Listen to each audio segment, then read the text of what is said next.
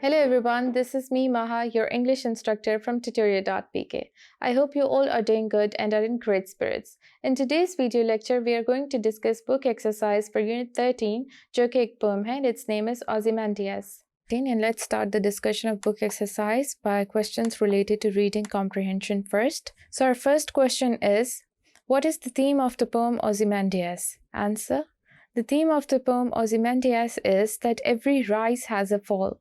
This poem sheds light on the reality of death, that death is inevitable. It doesn't matter how cruel, ruthless, and powerful a king is. His cruelty is nothing in front of the cruelty of time. No one can escape time and death. Even the memorials which these powerful kings built couldn't stand in front of time. Hence, everyone has to surrender before death and time. Second question. Describe in your own words the anatomical conditions of King Ozymandias as portrayed by Shelley. Answer: poet portrays the statue of Ozymandias as two vast and trunkless legs of stone. He says that the statue is broken into two parts. One pair of legs are standing in the desert and a head which is sunk in sand is lying beside the legs. Poet then depicts the facial expressions of the statue. His lips were wrinkled with a scornful smile on his face, and it appeared like he is going to give ruthless command to his people. This shows that the king was very cruel and arrogant. Third question. What is the tone of the poem Ozymandias? Answer: the tone of the poem is ironic as the poet mentions Ozymandias to be king of kings, king who was very powerful and arrogant. He used to claim that he is the most powerful king and used to mock other rulers. Irony is, being so powerful he couldn't escape death, and even his statue is shattered into two pieces.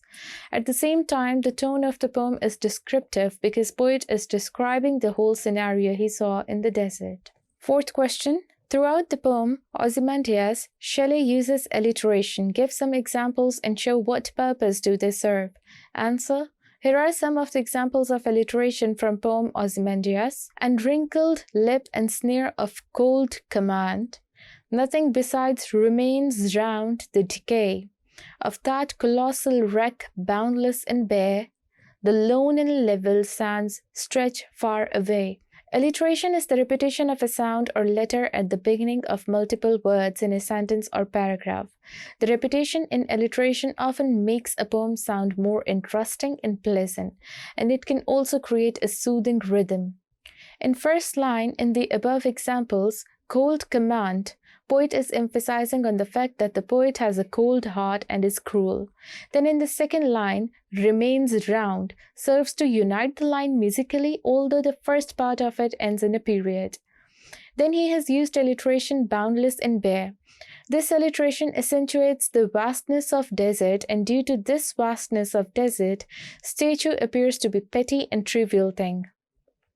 Then there are two alliterations in the last line of the poem, that is, lone and level and sand stretch. These alliterations again alliterate the scene of desert.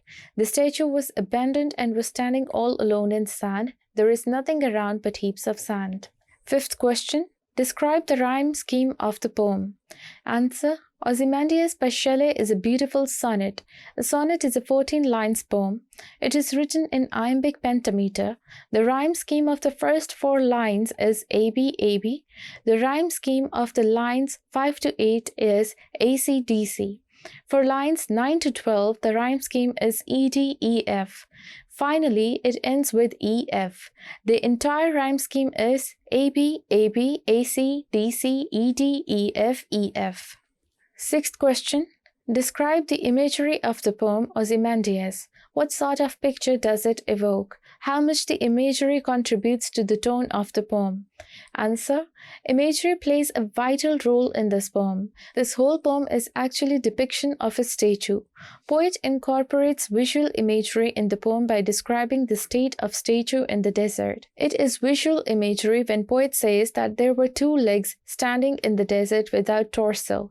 On the face of the statue had had a very scornful smile as if he was going to give a ruthless command to his people.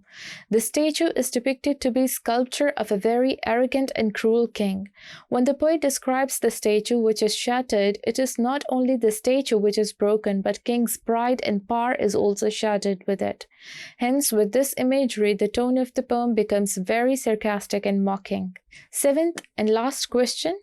The inscribed lines on the pedestal of the statue have ironic overtone. Explain the implied meaning of these words.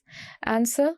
The words which were written on the pedestal of the statue of Ozymandias were, "My name is Ozymandias, King of Kings. Look on my works, ye mighty, and despair." These words have ironic tone because these words imply that Ozymandias used to think he was very powerful. In these words, he is actually mocking the other kings and is saying he is the mightiest. These words are ironic because even the king's statue who used to claim to be so powerful is lying in desert, shattered and sunken deep in sand. He was so powerful, yet he couldn't defeat time and death. So we are done with the reading comprehension portion.